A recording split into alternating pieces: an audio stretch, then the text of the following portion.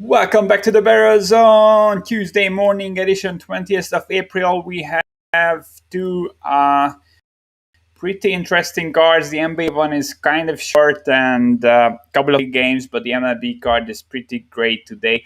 We will break down all the games. As always, if you have any comment or feedback, you know where to find me at the Barrel Zone on Twitter. And if you want to tell my plays, you can go to patreon.com/the Barrel Zone and join the Discord channel. So we are starting with the NBA breakdown as always. Only 5 games. Orlando Magic at the Atlanta Hawks. 12.5 is the spread. Magic basically playing without everyone here. Michael Carter Williams, Ennis, Isaac, Ross, Porter, etc. Tons of names on the injury list. Atlanta without Gallinari and Hunter, but everyone else seems to be back. Hawks won 8 of the last 10. Magic lost 8 of the last 10.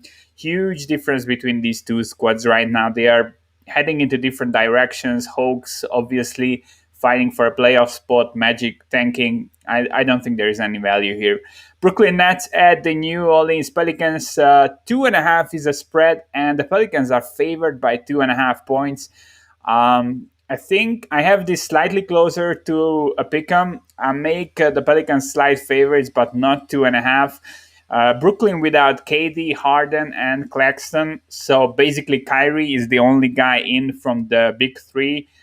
Pelicans with only a couple of injuries. Nikhil Alexander-Walker and Hart are the guys out. So yeah, I'm not really a believer in the Pelicans. They are very bad defensively, and in the last few weeks, the offense has been struggling also.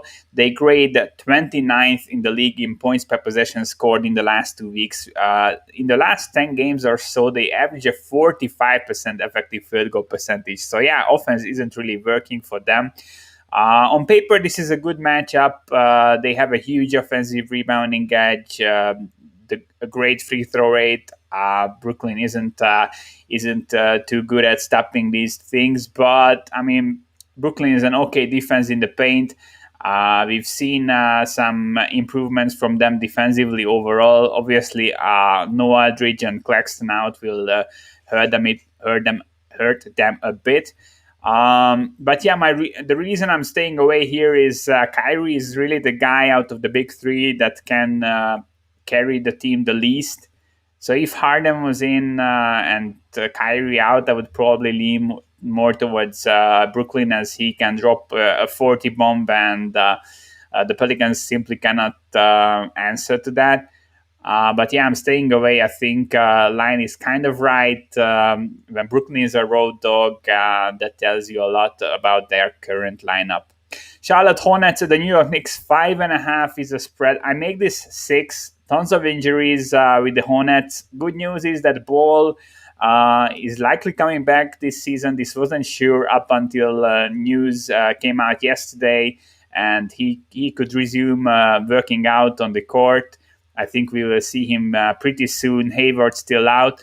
So yeah, in this game, no Ball, no Hayward, no Monk, and Graham is questionable.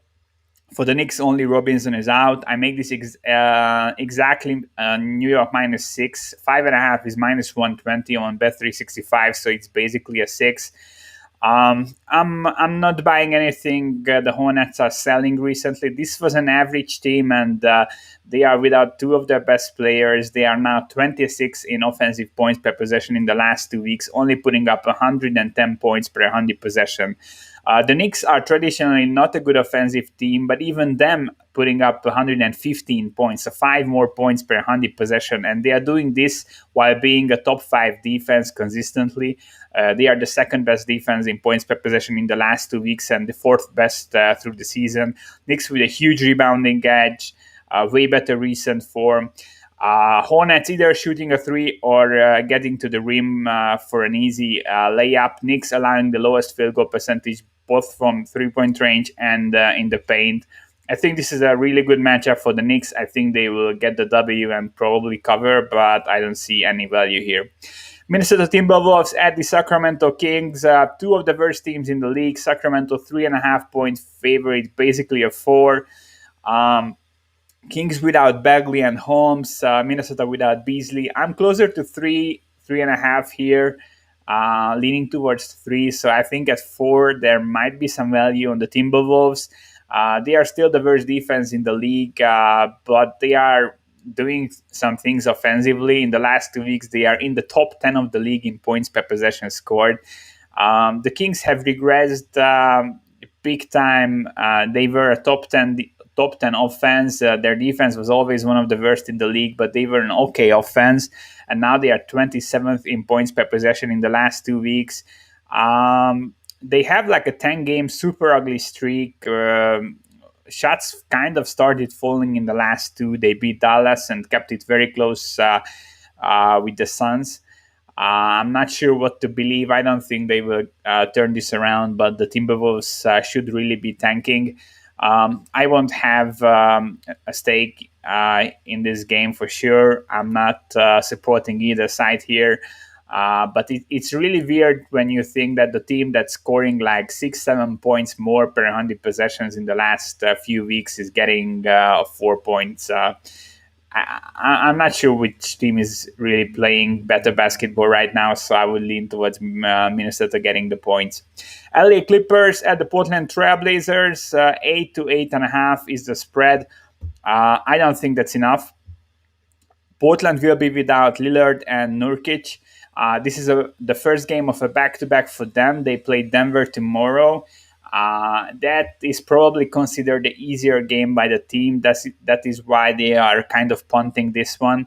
I think they will, additionally to Lillard and Nurkic being out, I think they will keep the minutes of the players low, so they have a shot at winning tomorrow's game. I don't think they will win it, but I agree that it's a winnable game. Lately, teams are doing this pretty consistently, that they are sitting their stars out on the more difficult game of the 2 in double headers, and they are obviously gunning to win the easier game. A win is a win, they say. Portland offense has been struggling again. They are in the bottom half of the league in points per possession in the last, not just 2, but 3-4 weeks. Defense still bottom 5. This is a huge mismatch, I think, between the Clippers offense and the Portland defense. Clippers offense first in points per possession, second in effective field goal percentage. Blazers 29th and 26th in these stats defensively. It's this could be a blowout, and with the Blazers playing another game tomorrow, I think 8.5 is a fair bet. My line would be 5.5 with everyone in. And I think Lillard is worth way more than 3 points to this Portland team. It's basically my only lean on the slate. So not a lot of thoughts to sum up really. I think Knicks will win and cover, but I don't show any value. I'm kind of leaning towards Minnesota if this gets to 4, but probably not touching this game between 2 super bad teams. And then I think Clippers should be over a 10-point favorite, so 8.5, even 9 would be a bet for me. All right, we are switching to MLB, and as I said, we have a great baseball card. Tons of games, but there are some fair looks and interesting pitchers, so this will be a great one. First game, LA Dodgers at Seattle. Urias at Marco Gonzalez, minus 200 favorite. The LA Dodgers on the road. They are slightly overpriced here, in my opinion, but I get it. Urias coming off a bad start. He was blown up by the Rockies out of all teams. This is still a top 30 arm. Through the season, he still has nice numbers, over a 12% swinging strike rate, sub 4% walk rate, hard contact super low at 32%. Very strong against righties, averaging over 6 innings. I think he will be fine against this lowly Mariners team. Marco, on the other end, he pitched 15 innings so far in 3 starts, over an 8 ERA, but his Sierra is also over 5. Almost a 10% walk rate, swinging strike rate at 8%, 40% plus hard contact. Against righties, he has a 10 plus FIP so far as a lefty. I think, I wouldn't touch Marco here. This is looking like a start where we we'll see him like go 2-3 innings, and the Dodgers should get him out of there.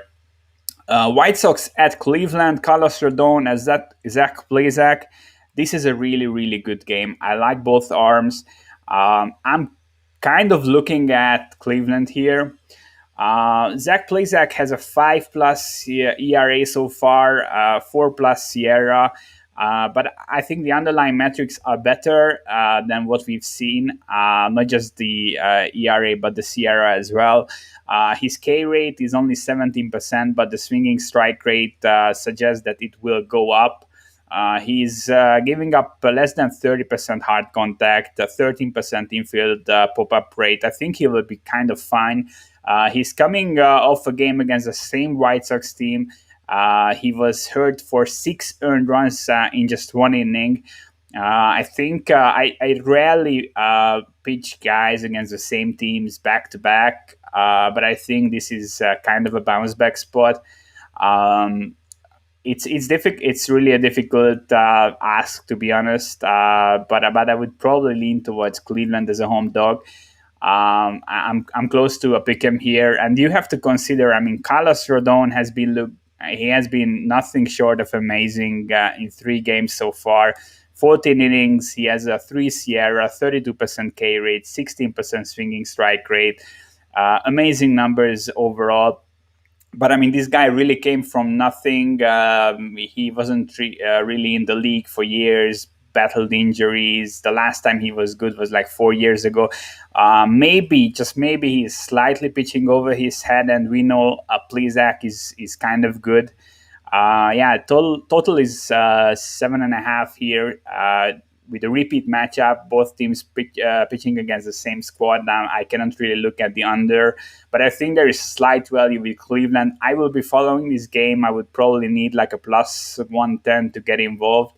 But great arms and an interesting matchup.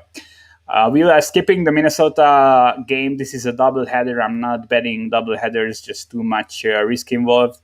Atlanta at the New York Yankees, Morton at Tyon. This is another game that's interesting.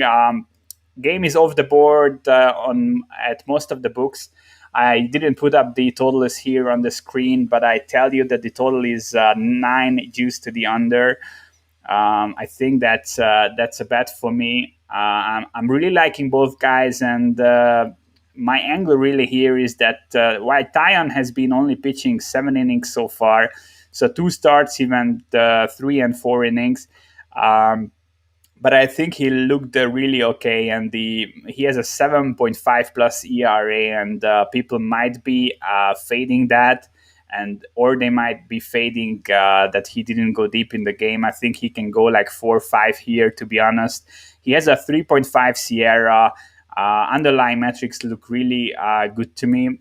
And what is important here for our case for the under is that both Atlanta and the Yankees have a really strong bullpen, and both had the day off yesterday. So if the Yankees need someone to come in after like 4 innings, that won't be an issue. But I think Tyon can realistically go 5 innings here. Both guys I really like. Both guys have over a 12% swinging strike rate, 18% plus infield pop-up rate for both arms. Strong versus righties, and these are some righty-heavy lineups. Also, I have to note that Acuna is very, very likely out for Atlanta, and Albies is questionable, while the Yankees have Gary Sanchez as questionable. So there might be some firepower lost, especially for Atlanta, which obviously helps our case here. DraftKings price Tyon 9K, which I think kind of suggests that they are also believing that he will go like 5-ish innings and should be okay. I'm liking the under here at 9. It's used it was minus 120 on bookmakers, so it's basically close to a flat 8.5. Probably would bet the under even at 8.5. Fully rested bullpens, 2 righties, righty heavy lineups, key bats missing. I think this will be a low scoring game. Arizona at Cincinnati, Gallen at Castillo. Another one of these interesting games. We have tons of good games today. Zach Gallen, he's a top end arm, but he is just coming back. Strict pitch count likely. He's also in Arizona, one of the worst teams right now. I'm not touching that. I think Cincinnati is slightly overpriced here, but they are the rightful favorites. I make this minus 125. Line is minus 131. Castillo has a 7 plus ERA after 3 outings, but only a 4 Sierra. If you look at all the underlying metrics, they look really, really good. Swinging strike rate almost 13%. That means his K rate, which is only 18%, will go up. Ground ball rate at 53%. He isn't really walking anyone, just a 4.5% walk rate. Hard contact under 18%. He got super unlucky so far. 18% left on, 48% left on base rate, a 20% home run to fly ball ratio, high batting average on balls in play. Fastball velocity was down a bit, but it is still not at like 97 while it was last year, but it's coming back up. I think this is really a nice pitching matchup. I'm leaning Cincinnati. The total is 7.5, and it's a hitter-friendly park. Wind blowing out. We are not risking the under as we don't know how deep Gallen will go into the game. But I think if we see some Arizona move, I will fade that. I like Castillo a bit more in his current state than Gallen, although Gallen could go like 5-6 here and surprise us. But yeah, I think this is another low-scoring game. The total is just completely okay. Pittsburgh at Detroit, Ty Anderson at Michael Fulmer. Fulmer minus 125, that's what my line is. He has been nothing short of amazing so far. Fulmer made 1 start this year and 3 outings out of the bullpen. He has a 2.7 Sierra, 27% K rate, only a 2% walk rate, 12% swinging strike rate, 52% ground ball rate. Velocity is up 2.5 miles per hour on his fastball. Pirates are just terrible. I think they still won't have Hayes back, so this is one of the worst lineups in the league. I'm liking Fulmer. I think he's the rightful favorite here. Ty Anderson, he had a couple of nice outings, but he's a lefty facing a super righty-heavy lineup. The stats against righties aren't really nice so far. 420 WOBA, 6.5 FIP against righties. He's leaning towards the fly ball side. Got lucky so far with an 85% left on base rate, but if you look at the stats against righties, it's pretty ugly. But, I mean, he's still missing bats, almost a 14% swinging strike rate, 6% walk rate. He limits hard contact to 28%. I'm kind of torn here. I could see Anderson pitching an okay game, but I think I will need a few more games to see these stats clean up a bit and to know what he really is this season. I like Fulmer. I think the price is right. We could see another lowest scoring game, but I think Fulmer is one of the locks of this slate, to be honest. Baltimore at Miami. This is a game we are skipping. Nick Neidert has a 7.6 Sierra, a minus 7.5% K minus walk ratio, 6% swinging strike rate. Hari also has a 6.9% swinging strike rate, velocity down on his fastball, 85% contact rate. These are 2 bad pitchers, 2 bad bullpens, 2 bad teams. You shouldn't really care about this game. I don't. St. Louis at Washington, Adam Wainwright at Patrick Corbin. Yeah, this is another interesting game. Patrick Corbin has been a disaster. He has 2 starts so far, 3 innings each start. He has a 21 ERA, a 6.6 Sierra, almost a 50% hard hit rate. Super ugly stuff overall. He simply got blown up. I was low on him coming into the season. He had a couple of red flags in his profile from last year. I had him on my fantasy team last year, traded him. I'm really not high on him, but I still see some guys buying him in the fantasy community, believing in his stuff. I would probably fade him here. Vaino, on the other end, interesting arm. I'm not not super high on him, but he has a 7 plus ERA, but the 4 Sierra. 12% swinging strike rate. Hard contact is super high, but I think he's okay. And the Nationals, I'm very low on, and they are very weak against right-handed pitchers. They only have 72 WRC plus so far this season. Cardinals way better against lefties.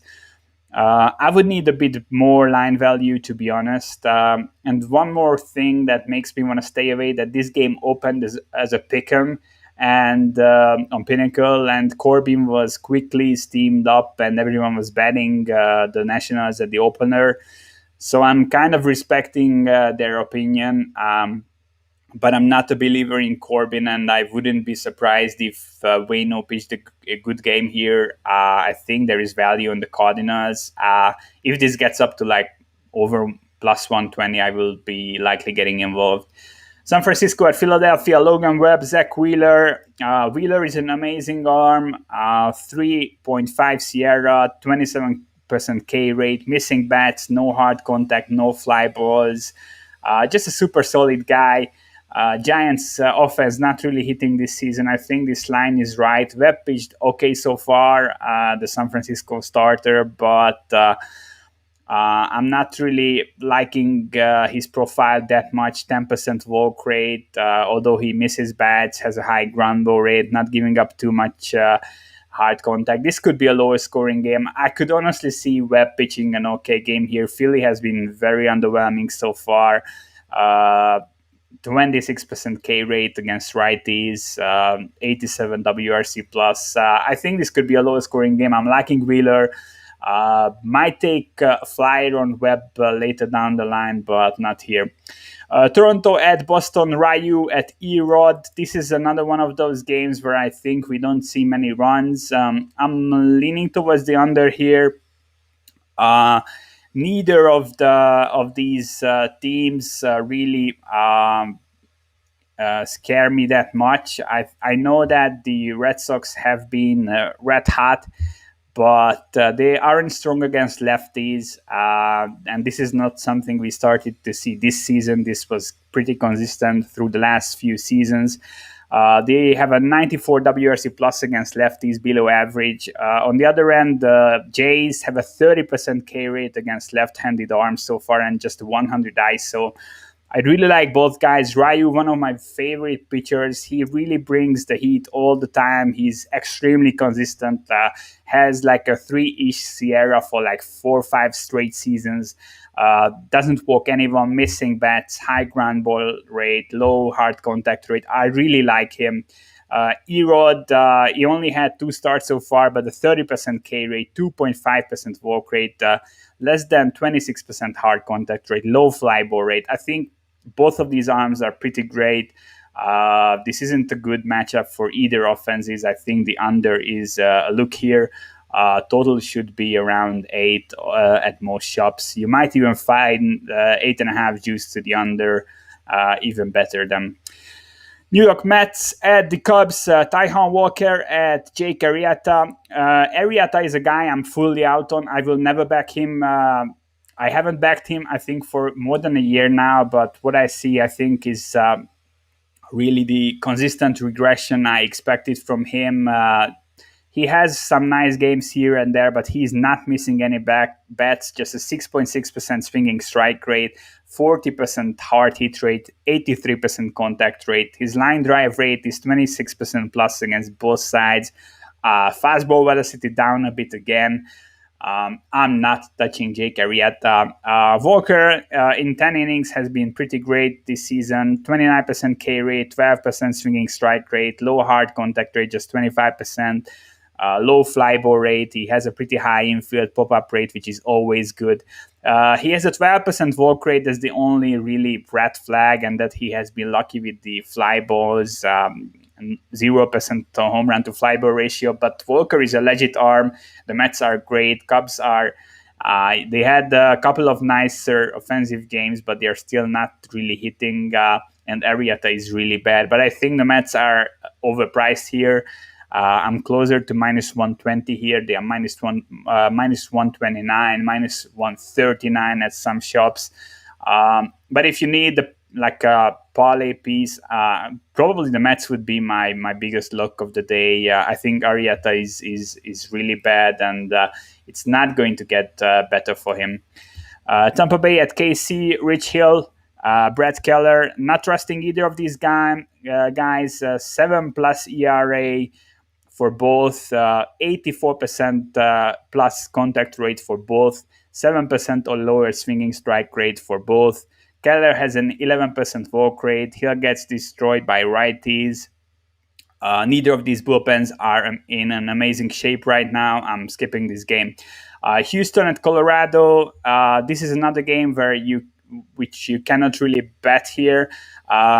Chandler Rome of the Houston Chronicle reports that Bregman, Alvarez, Maldonado, and Garcia are tentatively expected to join the Astros today. I mean, tentatively is not something you can bet on. You also have to note that Gray was... this was supposed to be McCullers, and now we get Garcia for Houston. Obviously a downgrade. I'm not really liking Garcia that much. Gray on the other end for Colorado. Some red flags, 11% walk rate, not missing that many bats. His ERA is almost 2 full runs better than his underlying numbers would indicate. Luis Garcia, as I said, he has a 62% fly ball rate so far this season, and this game is in Coors Field. I'm not going to touch it.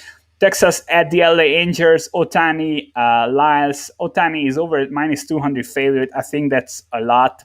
There is, if you have any kind of decent model, you will show value on Texas here. Ohtani has only one start. He pitched way too long ago. Obviously, he is extremely talented, misses tons of bats, had an 18% swinging strike rate in the first outing.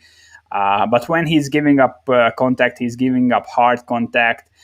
He walks tons of guys. He's just super hectic for me. In my opinion, he should be only hitting. He's a great hitter. I'm not sure why LA is doing this. Lyles, on the other end, I think he's okay. But I'm staying away as his numbers against righties are really scary. And this is a super righty-heavy lineup. We will see at least 7, but maybe even 8 right-handed bats in the lineup. Lyles has almost a 7 FIP against righties, 52% hard contact rate, over 400 WOBA. I think it's just a bit too risky, but he's missing some bats, has an average K rate, average walk rate. If this would be a bit better matchup, I would probably get in on the Rangers, but I'm 100% agreement with someone who's betting the Rangers here. There is value here. This should be like plus 160 something, not plus 180 something. I think this line is whack, and I'm not a fan of Ohtani. He's really injury prone, really wide, extremely talented, but I think he shouldn't be pitching, to be honest. Final game of the day: Milwaukee at San Diego. Corbin Burns at Chris Paddack. Corbin Burns so far, I think, probably the best pitcher this year. In 18 innings, he has a 1 SIERA, a 48% K rate. He hasn't walked no one. 20% swinging strike rate, 57% ground ball rate. Just amazing stats all over the board. His contact rate is under 60%, hard hit rate under 30%. He's amazing. I'm kind of leaning towards him here, but the price isn't right. Chris Paddack finally had a good start, but he had 2 wacky starts before that. His walk rate is still around 10%, K rate just 17%, although there are some indicators that this should come up a bit. But I'm still not buying him, although he's staying off the barrel. Hard contact rate super low. But basically, the fastball comment to me is a key piece with Paddack, and it hasn't been amazing. And pitching an okay game against the Pittsburgh Pirates won't tell me anything. But Milwaukee on the road without Yelich is not a team I really want to get behind. I'm kind of bummed we missed it last night. They were plus 140. I wanted to get on Milwaukee. I showed value on Milwaukee. I kind of expected some hangover for the Padres after the Dodgers series, and they looked flat. But the value is really not there yet. This is another game I'm tracking. We will see if we will find value here later. All right, 30 minutes. Nice. Summing it up. Atlanta at New York, Morton Tyon. I'm locking both arms. Both teams had yesterday off. This will be an under game. Isn't on the board yet, but total should be around 9. Juice to the under or 8.5 flat. I'm fine with betting both. Cincinnati, Castillo is one of my leans. Since it's slightly overpriced, but if this comes down a bit, I will 100% get on them. Also, following the Detroit game, I think Fulmer is an interesting one. He's very, very likely to pitch a great game here. Only minus 120 at home. So this could become a bet. I show value on Adam Wainwright and the Cardinals, plus 116. I'm staying away likely. Many sharp guys liking Corbin, early line move on Corbin, but I'm really not liking what I see from him. Toronto at Boston, Ryu at Rodriguez. This is an underlook for me. Both arms have been great matchups. I really trust both arms here. I think this will be a very, very low scoring game, more than likely. I like the Mets. Arrieta looked so bad so far. Walker pretty promising. They are slightly overpriced, but if you need a parlay piece, that's one thing to get on your card. Texas Rangers, Lions almost plus 190. That's 100% value. I'm not betting it, but I think trusting Ohtani is really hard. He pitched a long time ago. He's super hectic, very talented, but I don't like him pitching. Corbin Burns is an underdog I'm looking at. Plus 1.6 isn't enough, but if this gets up, and I could see it getting up, I mean, the Padres were getting bet basically in most series so far. Paddack is coming off a nice outing, but I'm not fully on board with him, and I think Burns is really amazing. All right, thanks for tuning in. I will be back tomorrow at the same time. If you want to tell my plays, you can go to patreon.com/thebettors and join the Discord channel. Thanks for tuning in. Good luck with your wagers. Peace out.